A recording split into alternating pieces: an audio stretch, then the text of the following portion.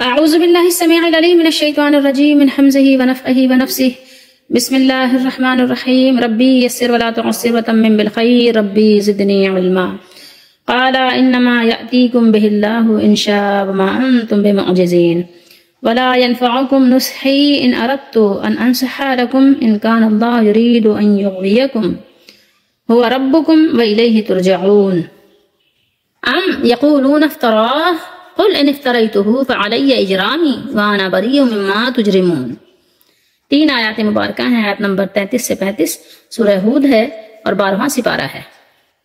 اللہ تعالیٰ نوح علیہ السلام کا بیان فرما رہے ہیں، اور یہ سلسلہ کلام نوح علیہ السلام کا بھی جاری ہے، اور اس کے علاوہ بیچ بیچ میں کلام الہی یعنی اللہ تعالیٰ کا خود اپنا بیان کے نوح علیہ السلام سے فرمایا کہ آپ یہ کہہ دیجئے، آپ یہ کہہ دیجئے۔ تو یہاں فرمایا کہ نوح علیہ السلام نے کہا یقیناً اللہ ہی تم پر وہ عذاب لائے گا اگر اس نے چاہا، انشاء اگر اس نے چاہا، اگر اس کی مرضی ہوئی۔ لیکن یہ ہے کہ اللہ تعالیٰ مرضی ہے اس کی، جلدی دے دیر سے دے، لیکن جس نے عذاب والا کام کیا ہے اور وہ تائب نہیں ہوتا اور اپنے عذاب پر، اپنے اعمال پر، اپنے برائی پر اگر وہ ڈٹا ہوا ہے تو پھر اللہ کا عذاب آئے گا جب وہ چاہے گا، ٹھیک ہے۔ تو فرمایا کہ جب اس نے چاہا، اگر اس نے چاہا تو تمہارے کہنے پہ ابھی بھی بھیج سکتا ہے، اور اگر وہ چاہے تو مؤخر بھی کر سکتا ہے، تھوڑی تاخیر سے تھوڑی مہلت بھی دے سکتا ہے تم کو، اور تم اسے عاجز کرنے والے نہیں، بمعجزین، تم اس کو عاجز نہیں کر سکتے۔ ایسا نہیں ہے کہ ہاں جناب کہ آپ نے مطلب کچھ ایسے زیادہ بڑے ہو گئے ہیں کہ آپ اللہ کے عذاب سے بچ جائیں گے اور اللہ کو عاجز کر دیں گے، نعوذ باللہ، ایسا ہرگز نہیں ہے۔ اور پھر فرمایا نوح علیہ السلام نے کہ اور تم کو میری نصیحت نفع نہیں دے گی، ولا، اور نہیں، اور نہ، اور تمہیں میری نصیحت نفع نہیں دے گی، نفع نہیں ہوگا میری نصیحت سے تم کو اگر میں چاہوں۔ اب آپ دیکھیے کہ نبی علیہ السلام کتنی عاجزی کے ساتھ اللہ تعالیٰ کا حکم بیان کر دیتے ہیں، صاف صاف۔ یہ نہیں کہہ رہے کہ اگر میں چاہوں، جیسے ہمارے ہاں ہے مشہور ہے نا کہ اگر بزرگ چاہ لے نا تو بس جو چاہ لیں کر دیتے ہیں، نہیں، جب تک کہ اللہ تعالیٰ کی انشاء مرضی نہ ہو، ٹھیک ہے، جب تک اللہ تعالیٰ نہ چاہے تو انسان جو ہے کچھ اپنے طور پر نہیں کر سکتا۔ یہ بات صاف اور واضح ہے۔ اگر اللہ چاہے تو ہاں، جس کے ذریعے سے، جس وسیلے سے، جس طرح چاہیں اللہ تعالیٰ کروا سکتے ہیں۔ تو فرمایا کہ تمہیں میری نصیحت نفع نہیں دے گی اگر میں چاہوں کہ تمہیں نصیحت کروں، جبکہ اللہ تمہیں گمراہ کرنا چاہتا ہو، یعنی تمہارے عمل کے سبب اللہ تعالیٰ تم سے اگر ناراض ہو گیا ہو اور تم کو راہ راست نہیں دکھانا چاہتا ہو، تو نوح علیہ السلام جیسے ذلیل القدر نبی بھی تم کو راہ راست پر نہیں لا سکتے کہ اگر تم نے اللہ کو ناراض کر دیا۔ یہ بات غور کرنے کی ہے۔ وہی تمہارا رب ہے اور اسی کی طرف تم لوٹائے جاؤ گے۔ اور کیا وہ کہتے ہیں کہ اس نے، نبی کریم صلی اللہ علیہ وسلم کی بات آ گئی یہاں پر، نبی کریم صلی اللہ علیہ وسلم کی تسلی بھی ہے نوح علیہ السلام کے قوم کے تذکرے سے کہ دیکھیں کامیاب کون ہوا، نوح علیہ السلام کامیاب ہوئے، ناکام کون ہوا، ان کی قوم کے نافرمان لوگ ناکام ہوئے۔ تو اسی طریقے سے کفار مکہ بھی ناکام ہوں گے، کامیاب کون ہوگا؟ رسول اللہ صلی اللہ علیہ وسلم کا مشین، اور آپ ہوں گے کامیاب۔ تو فرمایا کہ کیا وہ کہتے ہیں کہ اس نے، نبی کریم صلی اللہ علیہ وسلم نے اس قرآن کو خود گڑھ لیا ہے، اپنا آپ نے خود بنا لیا قرآن مجید کو اپنے طور پر، جیسے کہ وہ ہوتے ہیں رائٹر ہوتے ہیں، لکھ لیتے ہیں اپنے طور سے، بہت ساری کہانیاں بنا لیتے ہیں۔ تو کیا نعوذ باللہ ایسا ہے؟ ایسا ہرگز نہیں ہے۔ آپ کہہ دیجئے اگر میں نے اسے خود گڑھ لیا ہے تو میرا جرم مجھ پر ہی ہے۔ اگر تم یہ سمجھتے ہو تو تصور کرو، غور کرو ذرا۔ فعلیہ اجرامی، دیکھیں اگر حروف اصلی پہ جائیے تو آپ اردو میں کیا بولتے ہیں؟ جرم، جیم رامین بولتے ہیں نا۔ اچھا، تو میرا جرم مجھ پر ہی ہے اور میں اس سے بری ہوں جو تم جرم کرتے ہو۔ اب یہاں پر یہ بات نہیں ہے کہ مجرموں کو ہم کچھ کہیں نہیں، تم جرم کرتے رہو، تم مجرم ہو، تمہیں سزا ملے گی اور میں بری ہوں، تو اب میری ذمہ داری نہیں کہ میں تمہیں سمجھاؤں۔ نہیں، ایسا نہیں ہے۔ یہ بات یہاں پر یہ ہو رہی سمجھانے کے بعد نوح علیہ السلام نے سمجھایا ہے، اور عرصے دراز تک سمجھایا ہے، 950 برس تک سمجھایا ہے قوم کو، جس کا اللہ تعالیٰ نے ذکر خود فرمایا ہے کہ کتنا زمانے تک، 950 سال تک۔ سورہ عنکبوت میں ہے، آیت نمبر 14 میں آپ دیکھ سکتے ہیں کہ سمجھایا ہے نوح علیہ السلام نے اپنے قوم کو۔ اس کے بعد فرمایا کہ تمہارا جرم تمہارے ساتھ ہے، ٹھیک ہے۔ اسی طریقے سے محمد صلی اللہ علیہ وسلم نے سمجھایا، فرمایا تمہارا جرم تمہارے ساتھ ہے، سمجھاتے رہے، ہر صورت میں سمجھاتے رہے۔ وہ جان کے دشمن بن گئے پھر بھی سمجھاتے ہی رہے۔ تو پیچھے سے بھی آپ پڑھتے آ رہے ہیں کہ قوم نوح کا مطالبہ وہ کیا تھا؟ عذاب، اور نوح علیہ السلام کا جواب کیا تھا؟ اللہ تعالیٰ نے بیان فرمایا ہے کہ قوم نوح نے اللہ تعالیٰ کے قہر، عذاب اور ناراضی کے جلد آنے کا مطالبہ کر دیا، جیسا کہ ہے والبلاء موکل بالمنطقی، اور مصیبت انسان کی گفتگو ہی سے آتی ہے، زبان کی لفزشوں سے بھی بچنا چاہیے۔ اللہ تعالیٰ ہم سب کو بچنے کی توفیق دے۔ کبھی کبھی انسان بہت بڑے بڑے بول لیتا ہے اور پھر اس کو برداشت نہیں کر پاتا، تو اس لیے بڑے بول سے بھی بچنا چاہیے، اور مصیبت انسان کی زیادہ تر اس کی اپنی وجہ سے آتی ہے۔ اللہ تعالیٰ ہم سب کو بچائے اور ہم سب کو ایسے کاموں سے بھی بچائے جس کی وجہ سے کسی بھی قسم کی مصیبت نازل ہو۔ اللہ تعالیٰ کی پناہ ہر وقت مانگے اور ہر وقت اللہ تعالیٰ کی رحمت کو مانگے۔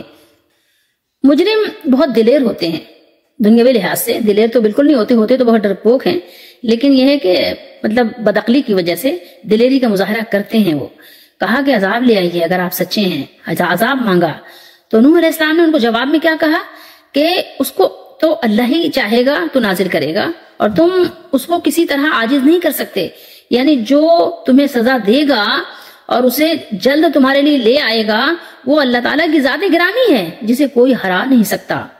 وَلَا يَنْفَعُكُمْ نُصِحِي، اور اگر میں یہ چاہوں کہ تمہاری خیر خواہی کروں جبکہ اللہ یہ چاہے کہ تمہیں گمراہ کرے، تمہیں برباد کر دے، تو میری خیر خواہی، میری نصیحت تم کو کچھ فائدہ نہیں دے سکتی۔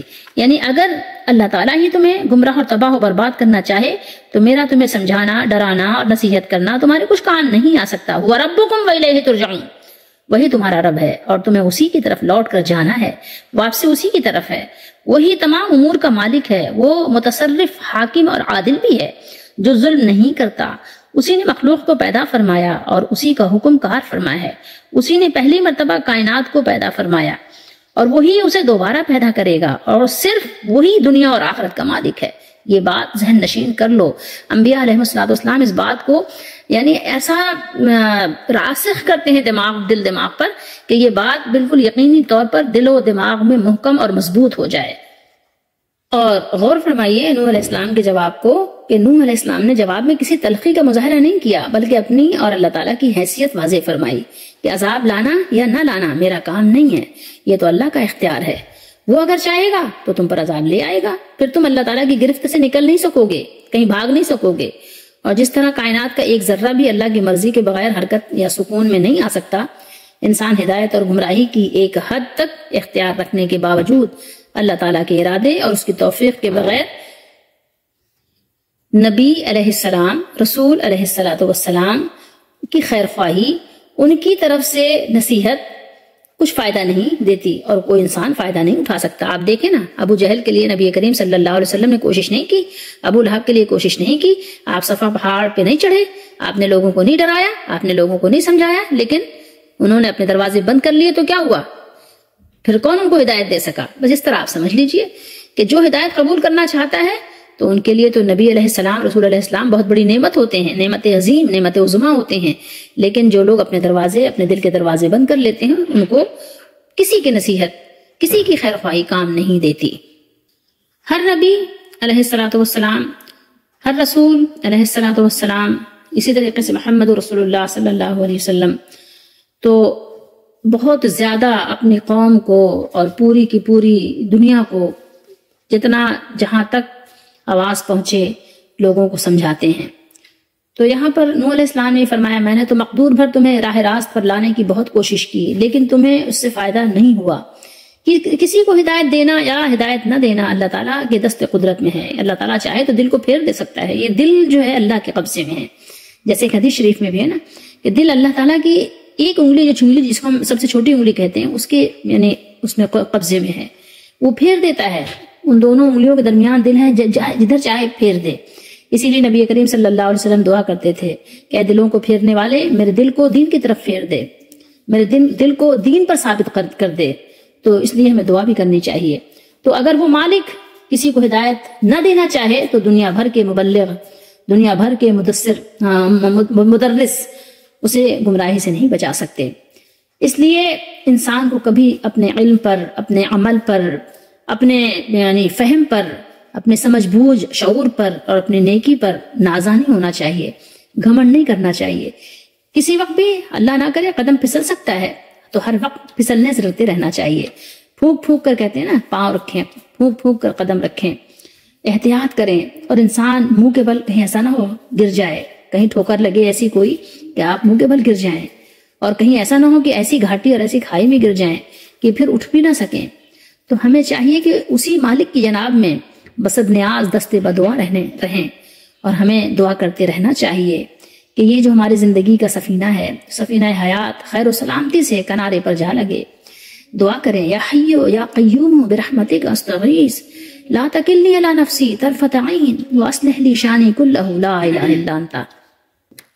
اب یہاں بات آ رہی ہے کہ یہ کہتے ہیں کہ قرآن کو خود گڑھ لیا ہے، تو اب یہ بات یہاں پر بہت سے مفسرین نے جملہ معترضہ کہا ہے کہ یہاں خطاب نوح علیہ السلام کو ہے یا محمد رسول اللہ صلی اللہ علیہ وسلم سے ہے۔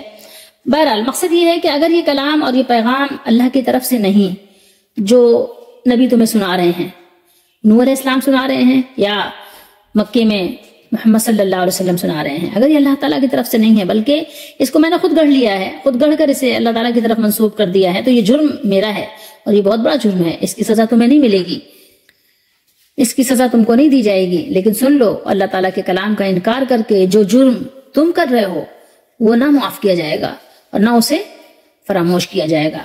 ایسا نہیں ہے اگنور کر دیا گیا، نہیں، اس کی سزا تمہیں بھگتنی ہوگی، اس کے لیے تم تیار ہو جاؤ، یا تو مان لو، تمہیں اندازہ ہو جائے گا، اس کی تلاوت کر کے تمہیں پتہ چل جائے گا، کلام کوئی سا بھی ہو، قرآن مجید کا کلام ہو یا اس سے پہلے کی کتابوں کا، جو اللہ نے نازل فرمایا ہے اس میں اور انسانوں کے کلاموں میں بہت زمین و آسمان کا فرق ہوتا ہے۔ ہر صاحب عقل پہچان لیتا ہے کہ یہ انسانی کلام نہیں ہے، یہ کلام اسی مالک کا ہے جس نے ہمیں پیدا کیا ہے۔ نہیں سمجھ پاتے ایک دفعہ میں تو دوسری دفعہ پڑھو، تیسری دفعہ پڑھو، بار بار پڑھو، بار بار سمجھو۔ دیکھو دنیا کے لیے بھی اگر آپ کوئی ہنر سیکھتے ہو تو بہت ٹائم لگاتے ہو، ایک دن میں تو کوئی ہنر نہیں سیکھ لیتے نا۔ اسی طریقے سے کوئی علم پڑھتے ہو تو اس کے لیے بھی سالہ سال لگاتے ہو۔ چھوٹے سے بچے اسکول جاتے ہیں، 10 سال تک جاتے ہیں تو پھر میٹرک پاس کہلاتے ہیں، وہ بھی زیادہ تر لوگ ان کو پڑھا لکھا نہیں کہتے، میٹرک پاس ہو کہتے ہیں آتا ہی کیا ہے، میٹرک تو کیا ہے صرف، میٹرک کی بھی کوئی ویلیو نہیں ہوتی۔ تو آپ سوچیں 10 سال پڑھنے کے بعد بھی جب آپ کہتے ہیں کہ اس کی کچھ ویلیو نہیں، کوئی ورتھ ہی نہیں ہے مارکیٹ میں، کوئی جاب ہی نہیں مل سکتی اس کو، تو آپ بتائیں کہ آپ کہتے ہیں کہ سال میں ایک مرتبہ آپ قرآن کھولیں اور آپ کو سب سمجھ آ جائے، ایسے کیسے ممکن ہے؟ خود ہی سوچیں آپ کہ آپ دنیاوی علوم کے لیے کتنی تگ و دو کرتے ہیں۔ ایک ہنر سیکھنے کے لیے آپ دیکھیں نا، کپڑا سلنا، کپڑا بننا، کہ کوئی اتنا بہت مشکل کام تو نہیں ہے، لیکن آپ دیکھیں اس کے لیے بھی کیا کرتے ہیں، اس کے لیے بھی کتنا ٹائم لگاتے ہیں، کتنے سال سیکھتے ہیں، جب جا کے ایک آپ بہترین آپ جو ہے استاد ماسٹر بنتے ہیں، ایسے تو نہیں بن جاتے۔ تو آپ قرآن کے لیے سمجھتے ہیں کہ ایسے 2 دن میں آ جائے، آپ کو پتہ چل جائے کہ ہاں اللہ کا کلام ہے کہ نہیں ہے، کیسے پتہ چلے؟ ایسے تھوڑی پتہ چلے گا۔ یہاں فرمایا وَأَنَا بَرِيٌّ مِّمَّا تُجْرِمُونَ، اور جو گناہ تم کرتے ہو اس سے میں بری و ذمہ ہوں، یعنی یہ چیز جعلی یا از خود گڑھی ہوئی نہیں ہے۔ یہ قرآن جو اللہ کی کتاب ہے، یہ ایسا نہیں ہے کہ ڈپلیکیٹ ہے یا کسی انسان کی بنائی ہوئی ہے، اور اللہ کے نبی تو سب سے زیادہ جانتے ہیں۔ فرمایا اور میں جانتا ہوں کہ جو شخص اللہ تعالیٰ کی طرف کوئی جھوٹی بات منسوب کرے اس کی اللہ تعالیٰ کے دربار میں کیا سزا ہے، اس کو اللہ تعالیٰ کیا سزا دیں گے، یہ نبی علیہ السلام سے زیادہ کوئی نہیں جانتا۔ اور نبی نے تو سمجھانے کا حق ادا کر دیا۔ اب اگر تم جرم کر رہے ہو تو تم اپنے جرم کے خود ذمہ دار ہو، کوئی دوسرا ذمہ دار نہیں ہے۔ جب ان کو درس توحید دیتے دیتے مدتیں گزر گئیں اور ان پر کوئی اثر نہ ہوا بلکہ ان کی مخالفت اور دشمنی میں اضافہ ہی ہوتا گیا، جس سے حضرت نوح علیہ السلام یا اور کوئی نبی یا محمد صلی اللہ علیہ وسلم کو لازمی بات ہے، تکلیفیں تو ہوتی تھیں، رنج تو ہوتا تھا، دکھ تو ہوتا تھا، روحانی گفت ہوتی تھی۔ تو اللہ تعالیٰ نے اپنے نبی کے اطمینان کے لیے ان کی طرف وہی فرمائی کہ جن کی قسمت میں دولت ایمان رقم تھی وہ ایمان لا چکے، جو ایمان والے تھے وہ ایمان لا چکے، جو سمجھدار لوگ تھے اپنے فہم سے انہوں نے فائدہ اٹھا لیا اللہ کی عطا سے، اس کے علاوہ اور کوئی ایمان نہیں لائے گا، اس لیے آپ ان کے لیے غمزدہ نہ ہوں۔ اب مہلت کی گھڑیاں ختم ہونے والی ہیں اور ان کی تباہی کا مقررہ وقت بس آیا ہی چاہتا ہے۔ تو یہاں پر ایک بات ذہن نشین کرنا بہت ضروری ہے کہ قوم کے جو لوگ بھی غلط کام کریں، ان میں جو سمجھدار لوگ ہوں، جو عقل و فہم والے ہوں، جن کو اللہ تعالیٰ نے شعور عطا کیا ہو، ان کے لیے نصیحت کرنا، خیر خواہی کرنا بہت ضروری ہے۔ یہ نہیں کرنا کہ اے یا شیخ اپنی دیکھ، نہیں، ضروری ہے کہ آپ ان کو نصیحت کریں اور ان کو برائی سے نکالنے کی اپنے بھرپور کوشش کریں۔ آپ کو نہیں معلوم کہ ان میں سے کون لوگ سمجھدار ہیں، کون لوگ فہم والے ہیں، ہو سکتا ہے کہ کسی کی نصیحت آپ کو فائدہ دے، وہ ایمان لے آئے۔ تو اس لیے اہل علم کو، اہل شعور کو، اور جو لوگ جس طرح سے اللہ تعالیٰ کا پیغام پہنچا سکتے ہیں وہ لوگوں کو پیغام پہنچائیں، ورنہ وہ بھی مجرم ہوں گے، وہ بھی انہی کے ساتھ کھڑے ہوں گے۔ اللہ تعالیٰ ہم سب کو توفیق دیں کہ ہم کچھ دین کا کام بھی کریں، اور بے شک اللہ تعالیٰ توفیق دیتے ہیں، اللہ تعالیٰ ہی کی طرف سے مدد آتی ہے۔ وما توفیقی الا باللہ۔